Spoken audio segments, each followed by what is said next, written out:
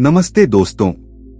आज हम सब भाग रहे हैं रिश्तों के पीछे, पैसों के पीछे, सफलता के पीछे। पर क्या कभी रुके हैं यह सोचने के लिए कि शायद छोड़ देना ही असली राहत है? क्या होगा अगर मैं कहूँ सच्ची ताकत जीतने में नहीं, छोड़ने में है। गौतम बुद्ध की यह कहानी आपको सोचने पर मजबूर कर देगी। हर इंसान कुछ न कुछ पकड़े हुए है, कोई दुख, कोई रिश्ता, कोई असफलता या कोई सपना जो अब उसके जीवन का हिस्सा नहीं रहा। लेकिन गौतम बुद्ध ने कहा था, छोड़ देना ही सच्ची स्वतंत्रता है। आज की कहानी आपको ले जाएगी उस समय में जब बुद्ध ने एक व्यक्ति को छोड़ने का सच्चा अर्थ समझाया और उसकी जिंदगी सदा के लिए बदल गई। राजगृह के पास एक गांव था जहां किसान आनंद रहता था। मेहनती, ईमानदार, लेकिन भीतर से टूटा हुआ। उसके जीवन में सब कुछ था, परिवार, जमीन, फसलें, पर शांति नहीं थी। वह हमेशा किसी न किसी चीज को लेकर परेशान रहता। कभी उसे लगता मेरे पास और जमीन होती तो मैं खुश होता। कभी सोचता मेरे बेटे ने अगर मेरी बात मानी होती तो जीवन सही होता। धीरे धीरे उसका मन शिकायतों का घर बन गया। एक दिन उसने सुना कि गौतम बुद्ध पास के वन में ठहरे हैं। लोग कह रहे थे कि जो भी उनके पास गया बदलकर लौटा। आनंद ने सोचा, शायद वही मुझे मेरे सवालों का जवाब देंगे। आनंद जंगल पहुंचा। वहां उसने देखा एक साधु वृक्ष के नीचे शांत बैठा है, जैसे पूरे संसार का शोर उसके भीतर थम गया हो। वह बुद्ध थे। आनंद ने झुककर कहा, भगवान, मैं दुखी हूं। मेरे पास सब कुछ है पर मन में शांति नहीं। मैं क्या करूं? बुद्ध मुस्कुराए, बोले, जो पकड़ रखा है उसे छोड़ दो। आनंद चौंका, क्या छोड़ दूं भगवान? मेरा घर, मेरा परिवार, मेरी जमीन? बुद्ध बोले, नहीं आनंद, वस्तुएं छोड़ना नहीं, लगाव छोड़ना सीखो। जो चीज तुम्हारे मन को बांधे हुए है वही तुम्हारा बंधन है।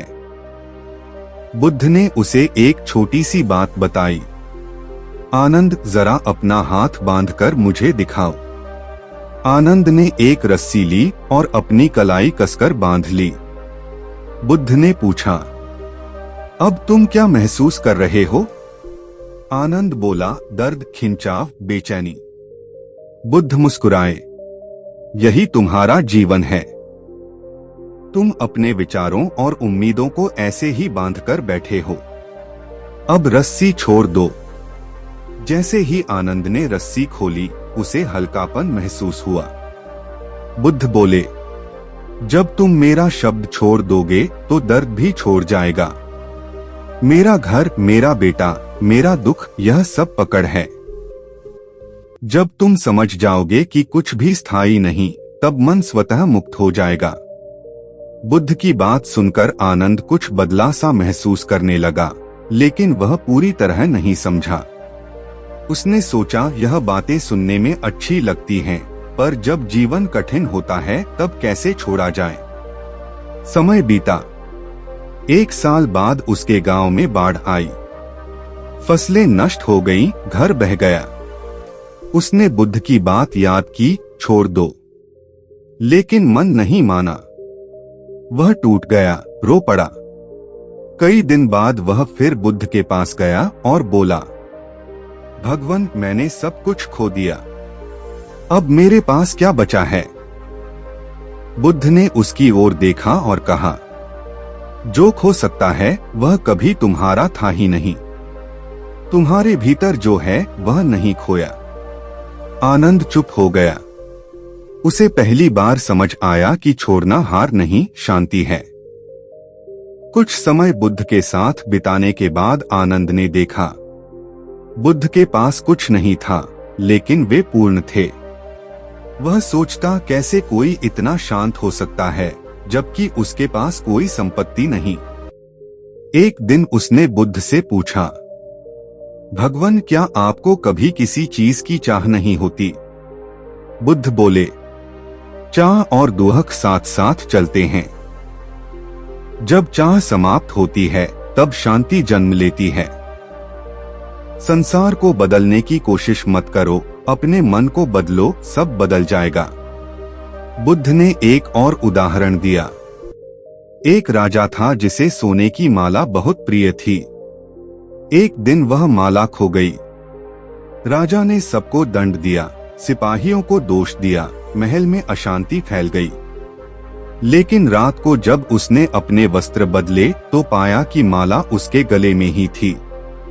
सारा कष्ट इसलिए था क्योंकि उसने सत्य को देखे बिना मान लिया कि वह खो गई है। बुद्ध ने कहा, ऐसे ही हम अपनी शांति खो देते हैं, जबकि वह हमारे भीतर ही होती है। धीरे धीरे आनंद ने बुद्ध की शिक्षा को जीवन में अपनाना शुरू किया। जब कोई उसका अपमान करता, वह मुस्कुरा देता।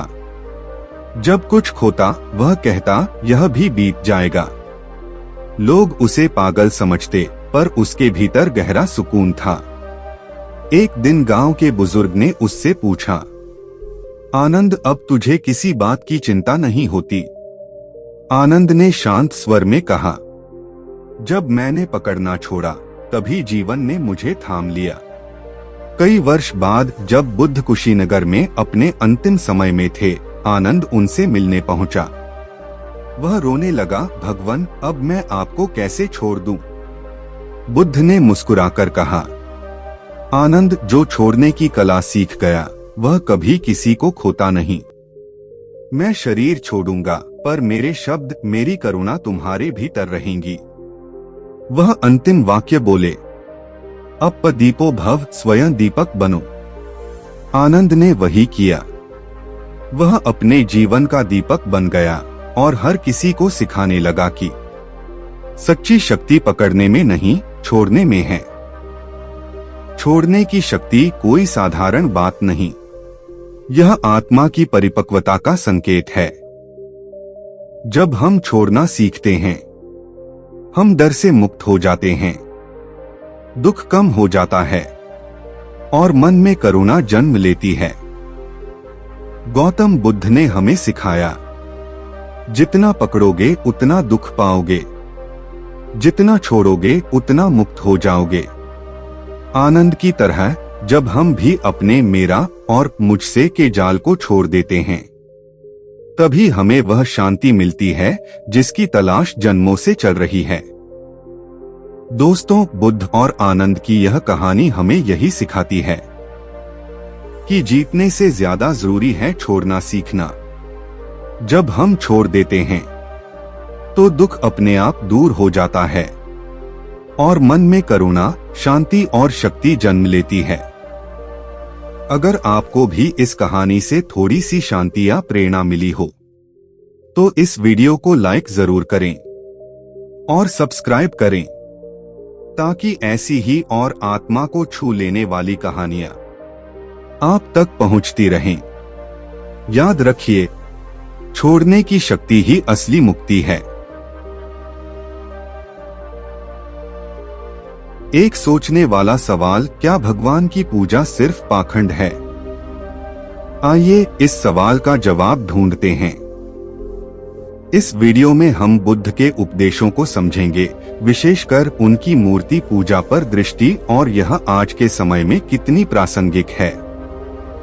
मूर्ति पूजा कई धर्मों में आम प्रथा है। लोग देवताओं को प्रार्थना, फूल और अगरबत्ती अर्पित करते हैं। लेकिन क्या यह सच्ची आध्यात्मिकता को समझने में मदद करता है या केवल बाहरी दिखावे तक सीमित है? बुद्ध ने आसक्ति और माया के सिद्धांतों पर जोर दिया। उन्होंने बताया कि बाहरी देवताओं या वस्तुओं से जुड़ाव हमें दुख और निराशा की ओर ले जाता है। सच्चा आध्यात्मिक विकास अपने भीतर जागरूकता और आत्मनिरीक्षण से आता है। बुद्ध का एक शक्तिशाली उद्धरण है, मन ही सब कुछ है, जैसा तुम सोचते हो वैसा ही बन जाते हो। यह हमें सिखाता है कि बाहरी पूजा के बजाय अपने मन को परिवर्तित करना और जागरूक बनाना असली आध्यात्मिकता है।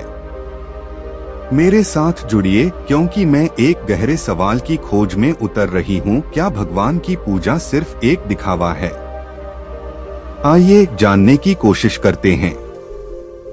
आप देखिए, बुद्ध के उपदेशों को अक्सर गलत समझा जाता है और उनमें से सबसे चर्चित विषयों में से एक है मूर्ति पूजा पर उनका दृष्टिकोण। जैसे जैसे हम उनके संदेशों को समझने की कोशिश करेंगे, हम जान पाएंगे कि क्या आध्यात्मिकता सिर्फ कर्मकांडों तक सीमित है या इसमें कुछ और गहराई छिपी है। मूर्ति पूजा कई धर्मों में एक आम प्रथा है। हम देखते हैं कि लोग देवताओं को प्रार्थनाएं, फूल और अगरबत्तियां अर्पित करते हैं, आशीर्वाद और सुरक्षा की उम्मीद में। लेकिन क्या आपने कभी सोचा है, इससे वास्तव में क्या हासिल होता है? क्या यह सिर्फ भौतिक लाभ पाने का साधन है या इसके पीछे कोई गहरा आध्यात्मिक अर्थ छिपा है?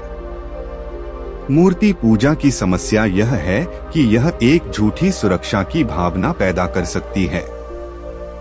लोग अक्सर यह मान लेते हैं कि किसी देवता की पूजा करके वे जीवन की कठिनाइयों से बच सकते हैं। लेकिन सच्ची आध्यात्मिकता का अर्थ है वास्तविकता को समझना और स्वीकार करना, उससे भागना नहीं। जब हम बाहरी कर्मकांडों पर ज्यादा ध्यान देते हैं, तो हम शिक्षाओं के असली सार को खो देते हैं। हम में से कई लोग यह मानते हुए बड़े हुए हैं कि भगवान की पूजा करना ईश्वरीय शक्ति से जुड़ने का तरीका है। लेकिन अगर मैं आपसे कहूं कि बुद्ध का दृष्टिकोण इससे बिल्कुल अलग था।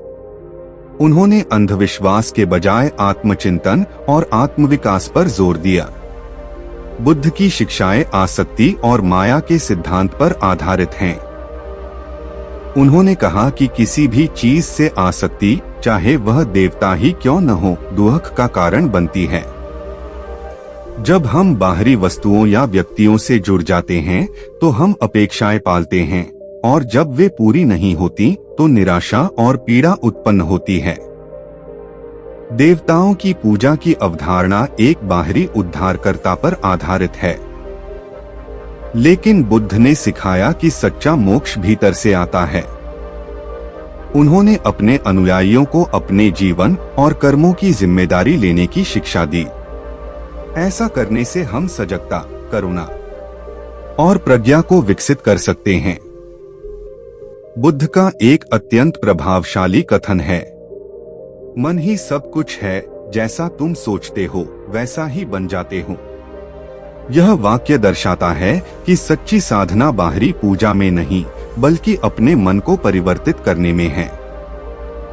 जब हम बुद्ध की शिक्षाओं पर चिंतन करते हैं, तो हमें समझ में आता है कि असली आध्यात्मिकता देवताओं की पूजा में नहीं, बल्कि वास्तविकता को समझने और जागरूकता व करुणा को विकसित करने में है।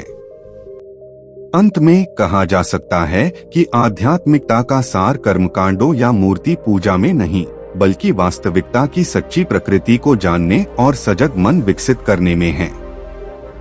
अगर आप आध्यात्मिकता और उसके आधुनिक जीवन में महत्व के बारे में और जानना चाहते हैं, तो अपने विचार कमेंट में जरूर बताइए। और हाँ, मेरा अगला वीडियो देखना न भूलिएगा, जिसमें हम चर्चा करेंगे आज के समय में आध्यात्मिकता की प्रासंगिकता पर।